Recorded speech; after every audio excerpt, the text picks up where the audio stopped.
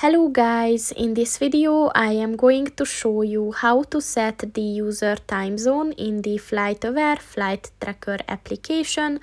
But first I just want to mention, don't forget to subscribe to my channel, because at 10,000 subscribers I am going to show you my whole YouTube revenue statistics and growth strategy, as well as how to make money online.